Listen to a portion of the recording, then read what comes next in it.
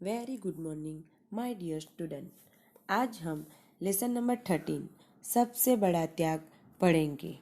एक समय की बात है, सभी ऋतुएं राजा के दरबार में बुलाई गई। 6 ऋतुएं सभा में उपस्थित हुई। वसंत, ग्रीष्म, वर्षा, शरद, हेमंत और शिशिर। राजा जानना चाहता था कि सबसे अच्छी ऋतु कौन सी है।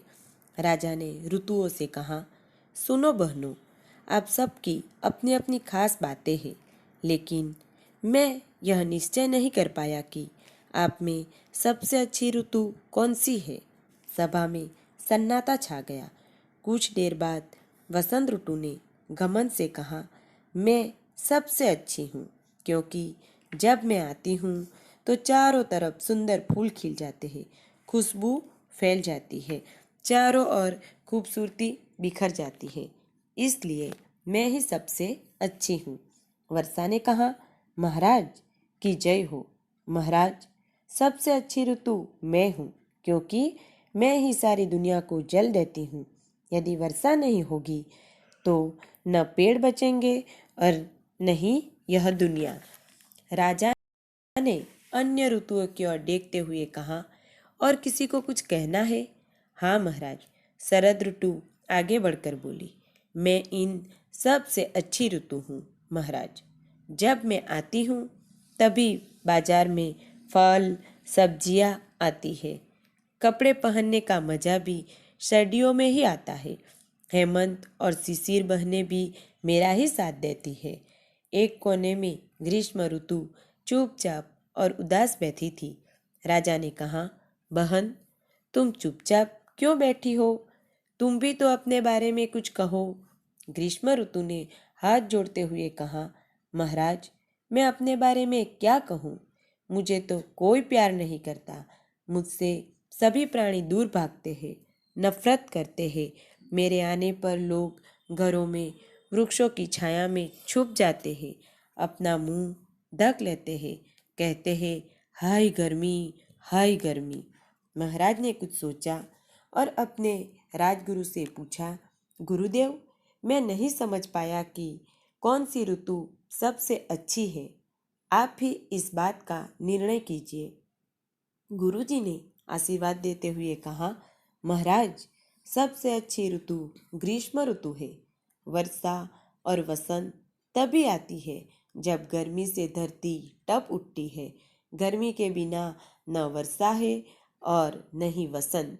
सर्दी, हेमंत और शिशिर की सब्जियां भी पानी से पैदा होती है, और पानी गर्मी के कारण ही धरती पर गिरता है महाराज। दुख के बिना सुख नहीं है, मेहनत के बिना सफलता नहीं मिलती है। गर्मी भले ही कष्ट देती हो, लेकिन वर्षा भी वही लाती है। यह सुनकर वसंत ऋतु का घमंड चूर चूर हो गया।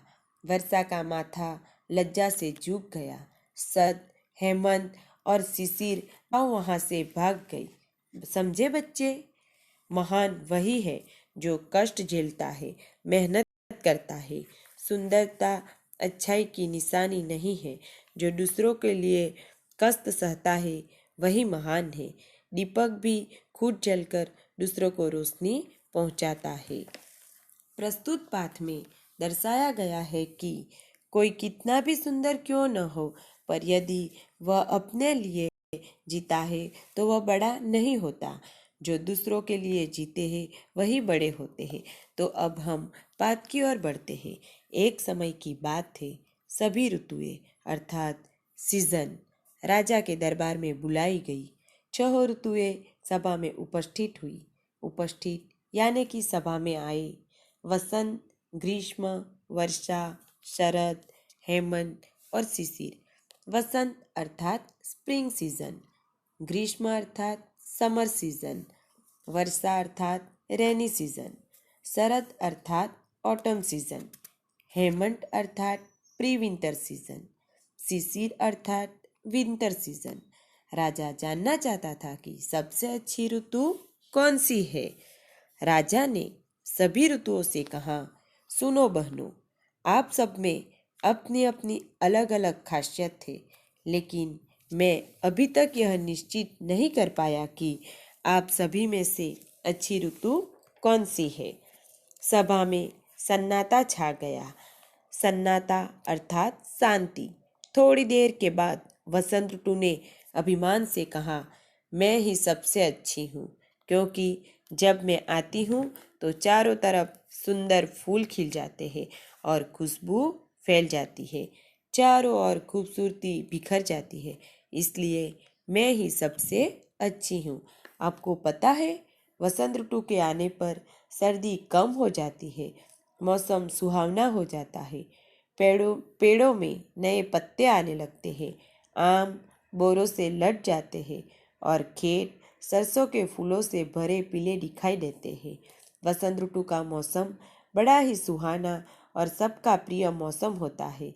इस मौसम में सुहानी हवा चलती है, इसलिए उसे सभी ऋतुओं का राजा भी कहा जाता है। अब वर्षा बोली, महाराज आपकी जय हो। वर्षा भी घमंड से बोली कि सबसे अच्छी ऋतु तो मैं ही हूँ, क्योंकि मैं पूरी दुनिया को पानी देती हूँ। अगर बारिश ही नहीं हुई तो सोचो इस पूरी दुनिया का क्या होगा। तो नहीं पेड़ बचेंगे और नहीं यह दुनिया। वर्षा ऋतु की बात भी सही है। गर्मियों के मौसम में गर्मी बहुत पड़ती है, जिसके कारण सभी तालाब कुएं सूख जाते हैं और धरती प्यास से तपने लगती है। लेकिन जब ये मौसम समाप्त हो जाता है और वर्षा ऋतु का प्रारंभ हो जाता है, तो इस मौसम में वर्षा की ठंडी बूंदें तपती धरती की प्यास बुझाती है और सभी सूखे तालाब और कुओं को पानी से भर देती है।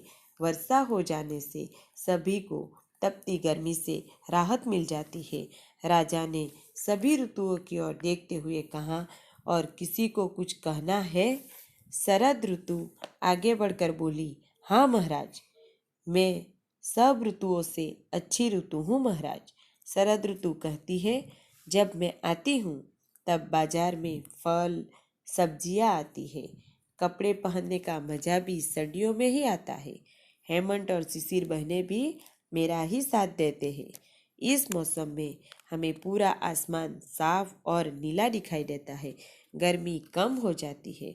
शरद मौसम में आकाश में सभी दिशाओं में सफ़ेद बादल छाए रहते हैं और ऐसा प्रतीत होता है कि वह एक दूसरे से खेल रहे हैं। इस मौसम में हर दिशा में खुशहाली छाई रहती है। इस मौसम को पतझड़ ऋतु भी कहा जाता है। इस मौसम में हमें सुबह सुबह घास पर मोतियों जैसी ओस की बूंदें देखने को मिलती है और इस मौसम में सब्जियों की भी बहुत पैदावार होती है। एक कोने में ग्रीष्म ऋतु चुपचाप उदास बैठी थी। उदास अर्थात निराश। राजा ने कहा, बहन, तुम चुपचाप क्यों बैठी हो? तुम भी तो अपने बारे में कुछ कहो। ग्रीष्म ऋतु ने हाथ जोड़ते हुए कहा, महाराज, मैं अपने बारे में क्या कहूँ? मुझसे तो कोई प्यार नहीं करता। मुझसे सभी प्राणी दूर भागते हैं, नफरत करते हैं। मेरे आने पर लोग घरों में वृक्षों की छाया में छुप जाते हैं, अपना मुंह ढक लेते हैं, कहते हैं, हाय गर्मी, हाय गर्मी। ग्रीष्म ऋतु को गर्मियों का मौसम भी कहा जाता है। यह मौसम अंग्रेजी महीने के हिसाब से अप्रैल से जून तक चलता है। इस मौसम की रातें बहुत छोटी है, जबकि दिन लंबे होते हैं। इस मौसम में सूर्य का प्रकाश बहुत चमकीला होता है और सूर्य की किरणें सीधी पृथ्वी पर आती है, जिससे पृथ्वी की तालाब नदियाँ सूख जाती है। महाराज ने कुछ सोचा और फिर बोला, गुरुदेव, मैं नहीं समझ पाया कि कौन सी ऋतु सबसे अच्छी है। आप भी इस बात का निर्णय कीजिए। गुरुजी ने आशीर्वाद देते हुए कहा, महाराज, सबसे अच्छी ऋतु ग्रीष्म ऋतु है। वर्षा और वसंत तभी आती है जब गर्मी से धरती तप उठती है। गर्मी के बिना न वर्षा है और न ही वसंत। सर्दी, हेमंत और शिशिर की सब्जियां भी पानी से पैदा होती है और पानी गर्मी के कारण ही धरती पर गिरता है। महाराज, दुख के बिना सुख नहीं है। मेहनत के बिना सफलता नहीं मिलती है। गर्मी भले ही कष्ट देती हो, लेकिन वर्षा भी वही लाती है। यह सुनकर वसंत ऋतु का घमंड चूर चूर हो गया। वर्षा का माथा लज्जा अर्थात शर्म से झुक गया। शरद, हेमंत और शिशिर दबे पांव वहां से भाग गई। समझे बच्चों, महान वही है जो कष्ट झेलता है। मेहनत, सुंदरता अच्छाई की निशानी नहीं है। जो दूसरों के लिए कष्ट सहता है वही महान है।